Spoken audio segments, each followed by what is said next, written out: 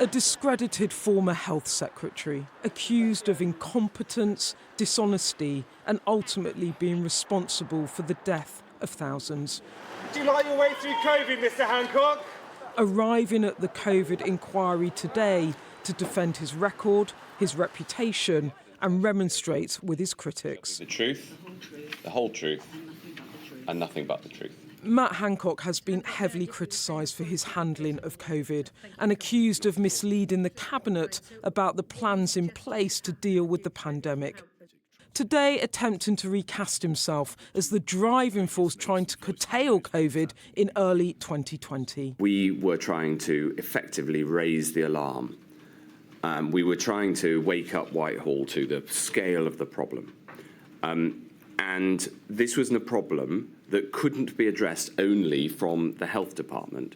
The former health secretary also claimed he urged the PM to lock the country down on March 13th, 10 days before the first lockdown began.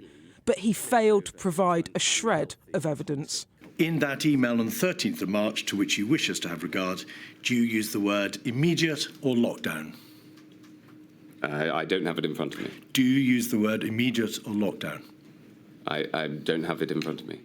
Accusations of dishonesty have plagued Mr. Hancock throughout this inquiry. Mr. Cummings, Sir Patrick Vallance in his diaries, Helen McNamara have made reference to you lying. I was not.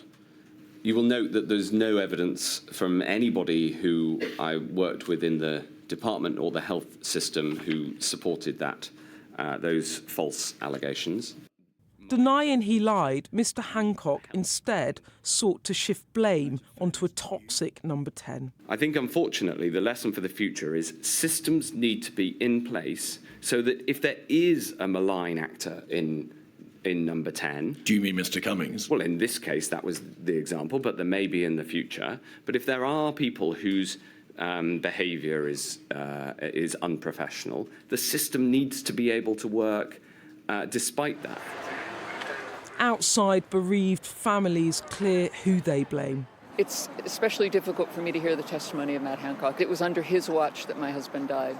He was in charge of the care homes. He was dead because of the inadequacies of the health secretary. So my feelings toward him are not warm. What Mr. Hancock said today is unlikely to change many minds over his competence and conduct as health secretary during the pandemic. His account was less about self-reflection and much more about self-protection as he sought to defend his record, deny accusations made against him and deflect blame for mistakes during the pandemic onto others in Whitehall and number 10. And for the families who lost loved ones, not much closure to be found in Matt Hancock's account. This, a day that's raised more questions than it answered. Beth Rigby, Sky News, Westminster.